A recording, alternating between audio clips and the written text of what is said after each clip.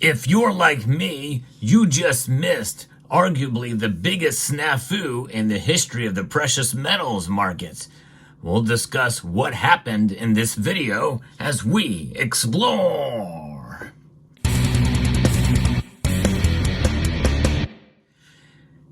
And it happened on Christmas Eve, essentially in the dead of night when no one was really watching, although I was watching. I just wasn't watching at the right time. Yes, indeed, the markets closed on Christmas Eve, and something happened overnight that was a crazy glitch in the system. In fact, I was live streaming that night when it occurred, and I didn't find out until the next day, Christmas Day, that indeed there was a very big glitch in the precious metal markets. Now, most of you are probably aware that Kitco is really the place to go to for silver and gold, platinum, palladium, and rhodium spot prices. They use TradingView, and of course there's a number of different measures within TradingView that you can garner the price of silver and gold and other precious metals. However, those numbers do vary a little bit, slightly. And we have actually witnessed glitches in the market before. In fact, during my Sunday night live streams, we've seen it happen in silver and gold. But never before have I seen anything like what was communicated to me the next day by nickel stacking. Nickel stacking actually saw this, a member of the community, and others saw it as well and posted about it in the comment section of one of my other videos. This was a dramatic move in price for this metal right here. You know, we have gold, silver, platinum, and palladium. But what about rhodium? That's right, rhodium indeed witnessed a massive drop in price.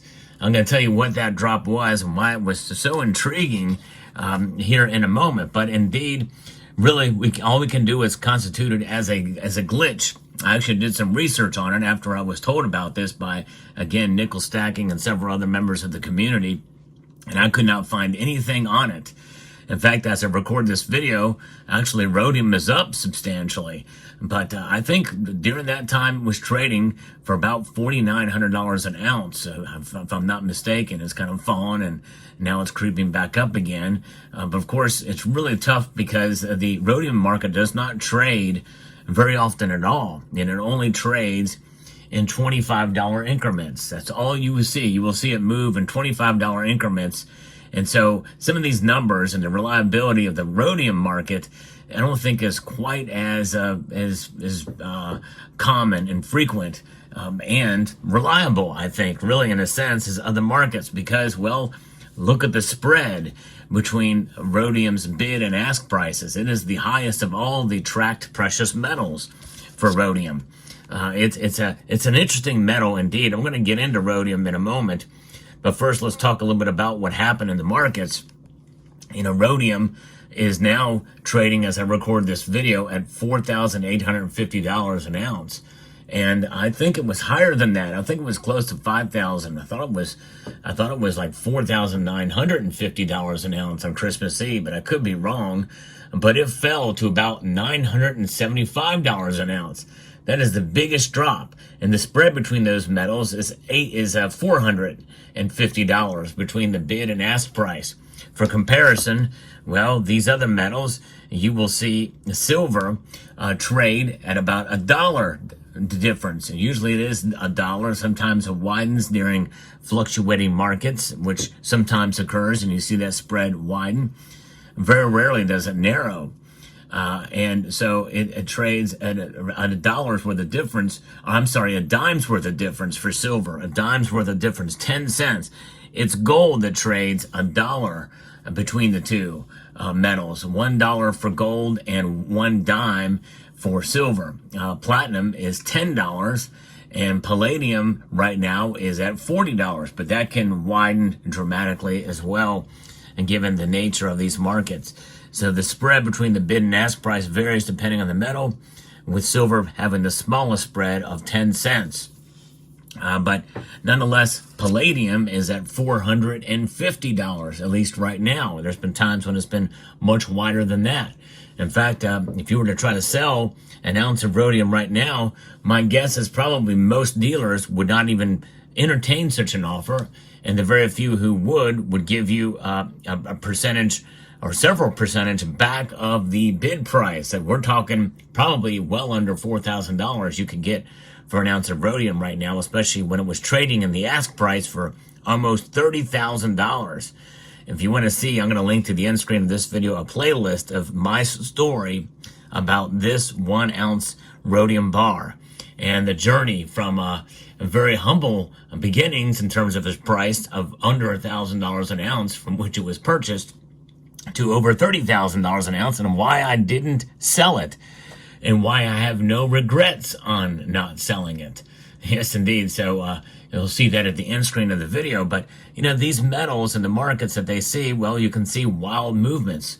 But a dip like that where it was almost $4,000 drop in price in that glitch for rhodium is something that is really quite interesting and amazing to see.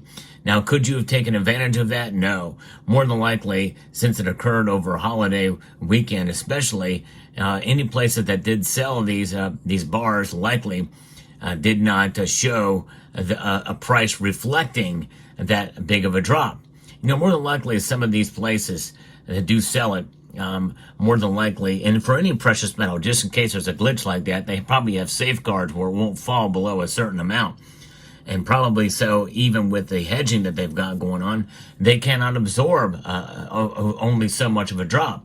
So they probably have algorithms in place that say if the price drops below a certain reasonable level, they're just not going to reflect that drop in the price. And so likely that's what happened with rhodium, where nobody could take advantage of that considering the metal. But it is intriguing indeed to see that kind of activity, even if it was just a short, brief amount of time. We did go back and check the charts on rhodium, and the closest I could find was a 30-day rhodium chart, and it did not reflect, obviously, that move. And of course, you know, given the course of time, it does look rather unusual compared to other precious metal trading charts. Why? Because rhodium does not trade as regularly, so it's going to look much more jagged and much more blocky, I'll say. Blocky is the word I'm looking for trading in rhodium. Let's take a look. And rhodium is an interesting precious metal, and I think it's a good time to go into some of the history of this intriguing metal, a very, very rare metal. It is one of the most rare and expensive precious metals out there. In fact, I think only iridium is priced higher right now. But let's go back through the time capsule.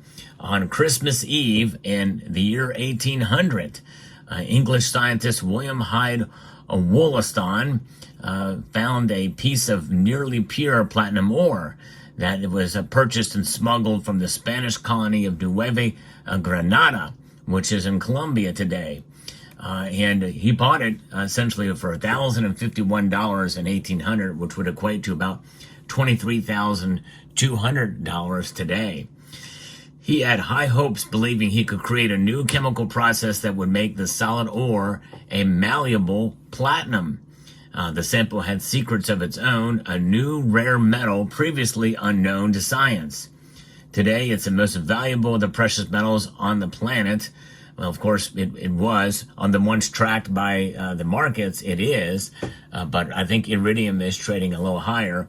It is a chemical element with the symbol RH and the atomic number of 45. That's right, 45 is the atomic number for rhodium. And you can see it here, and it really looks kind of dull. It doesn't really look like it should be worth a whole lot.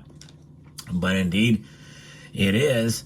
With this chunk of smuggled platinum ore, in a few years, Wollaston did what earlier scientists could not do.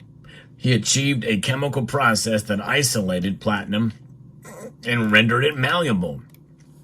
As the scientist dissolved the platinum ore in his backyard garden laboratory, he produced both a soluble and non-soluble residue. After precipitating the soluble solution, he noticed that reddish salts remained. Red salts are not typical of platinum, and Wollaston suspected something else was present in the sample.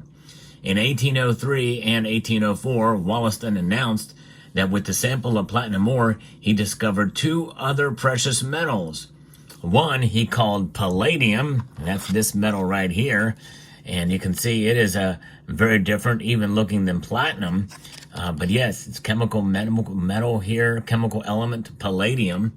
And the other one was rhodium. So both these metals were discovered at the same time by the same guy. Yes, probably did not know that, but indeed that is the case. Rhodium. Now, rhodium is an ultra shiny, corrosion resistant metal that had become useful in many industries, including the automotive, jewelry, chemical, and electrical trades. According to Sean Peterson, Geopolitical Institute of America, supervisor of jewelry manufacturing, arts research, and development, it's rhodium scarcity that makes it all so valuable. Of course, you can see here, this doesn't look very shiny, does it? That's because Baird and Company has put a sort of a finish on it to kind of give it a different kind of a matte look to it. So you really don't get an idea of really of the shiny nature of it. The texturing and that. So this is not really the best, but it is the most popular bar or manufacturer for rhodium on the planet. PAMP did actually produce a rhodium bar for some time. Very hard to get these days, and I missed my opportunity to kind of complete the whole collection of precious metals from gold, silver, platinum, palladium, and I wish I could add rhodium to that collection, but alas, missed that opportunity. But there it is. But it is a shiny metal. You just have to take my word for it. Its rarity and the large global demand due to the use in car manufacturing makes the rhodium price go up considerably. New regulations for cleaner emissions in the automotive industry, particularly in China and Europe, the most likely to blame for the increase in rhodium's price. And when you notice that the price of rhodium is almost $5,000 per ounce compared to platinum, which is about $944 an ounce, and palladium, which is just $4 above that as I record this video, and gold trading at $2,630 an ounce. Rhodium is never found in its purest form, but rather it's almost always collected as a minuscule byproduct of platinum, copper, and nickel refining. If you want to go looking for rhodium, you better catch a plane to South Africa. It's the largest producer of rhodium by way of the country's massive platinum mining operations. But you can also find it in river sands in North and South America, or in copper nickel sulfide ores in Ontario, Canada.